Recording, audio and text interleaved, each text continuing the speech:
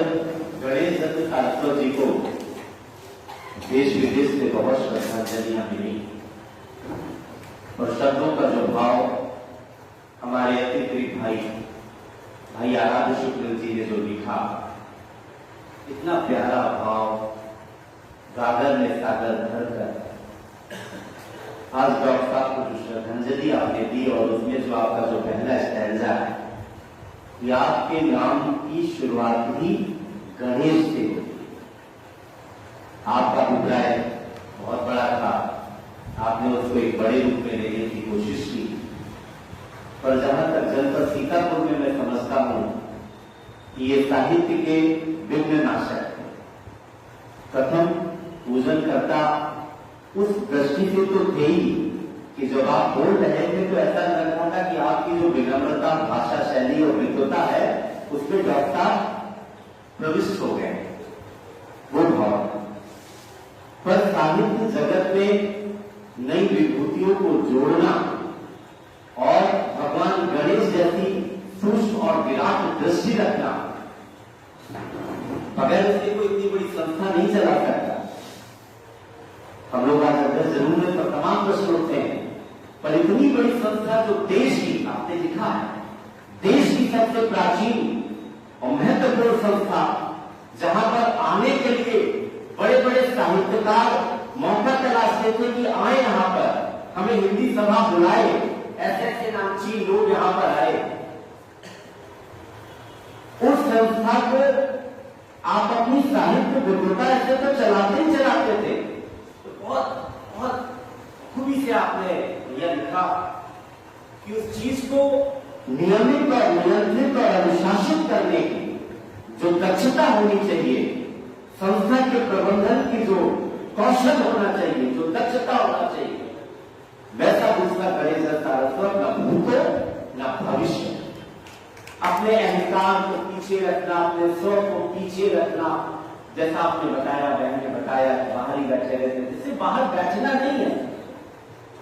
मनसा वाचा कर्मणा, कि तन समर्पित, मन समर्पित, जीवन समर्पित, और भारत मां मैं तुझे और क्या, जो कुछ है सब समर्पित, वो समर्पण भाव आज नहीं है साहित्य जगत में, तो बिल्कुल नहीं।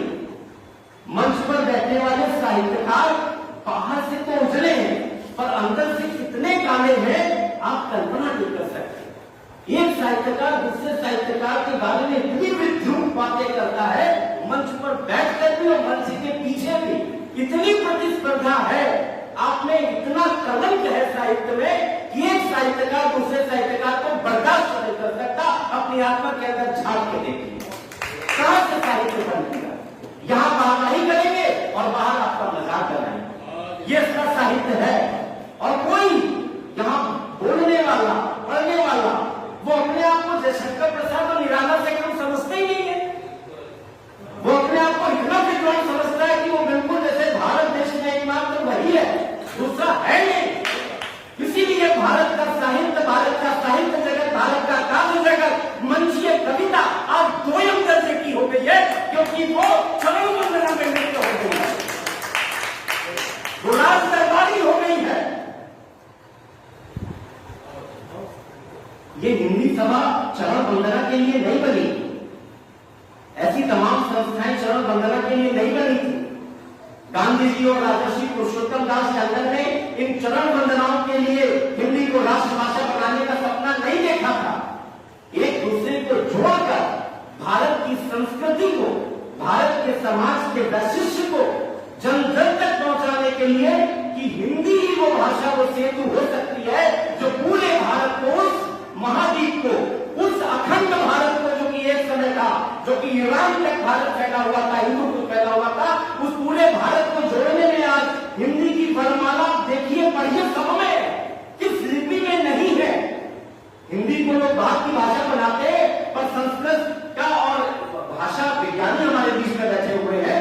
अगर इसके और शोध में जाइए, इसी शोध को समझने के लिए ही तो ये पुस्तकालय है हमारे 1500 स्क्वायर फीट में बना हुआ, 50,000 की मूल पांडुलिपियां, जहां पे अरबी है, फारसी है, उर्दू है, हिंदी है, अंग्रेजी है, बंगला है, सारी यहाँ पर व्याकरण लिपियां हैं, सबकी पुस्तकें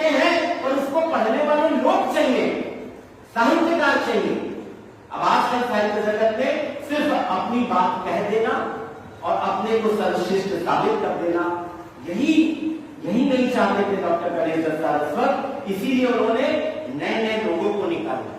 जो साहित्य नहीं भी समझता है, नहीं लिख सकता है, वो कहते थे तुम हिंदी सभा के अंदर आओ, वर्ष भर बाद तुम यहां से कवि बन के निकलोगे। यही कमलेश जी कहते हैं कभी कभी, मैं साहित्य नहीं समझता पर मैं आता हूं और मैं अब साहित्यकारों की तरह आपके बीच में मैं बोलता हूं। क्या आइए, जरूरी नहीं है कि आप हिंदी में पीएचडी किए हो, हिंदी में एमए किए हो, जरूरी नहीं है।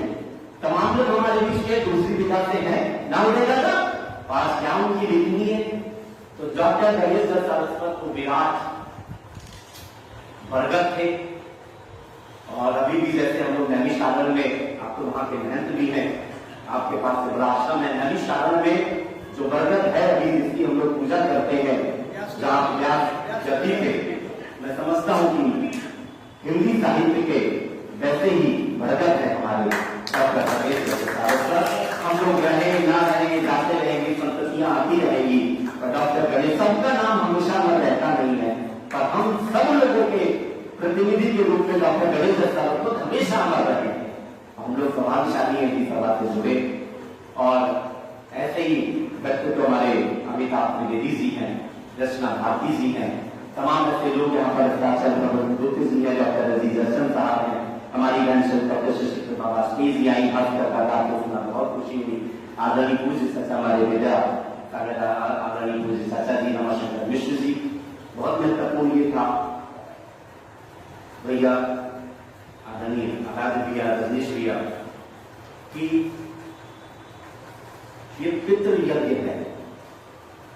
हम लोग पितृ पक्ष में यहाँ पर इकट्ठा हुए तर्पण करते हैं जिनके माता पिता नहीं है, और जो भी तर्पण विधि में, जरूरी नहीं है जो तर्पण है, ऋषि तर्पण है, मनुष्य तर्पण है, और इस पितृ यज्ञ की सबसे पहले ऋग्वेद में पढ़ने में आता है। ऋग्वेद के दशम मंडल में ये पितृ यज्ञ की चर्चा है। तो कितनी साधारण विधि होती है, अक्षत होते हैं, जौ होते हैं, चावल, अपना जलांजलि देनी होती, बहुत साधारण सी विधि होती है।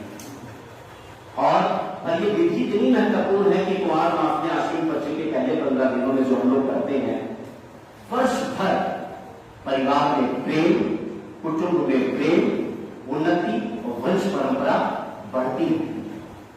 तो ये पितृ यज्ञ जिसमें हम अपने माता और पिता की 3 पीढ़ियों का स्मरण करते हैं, ये साहित्य के पितृ यज्ञ को ऐसी विभूतियां डॉक्टर सुनील सारस्वत, अमिताभ त्रिवेदी जी ये सब बढ़ा रहे हैं, ये बहुत बड़ी चीज है।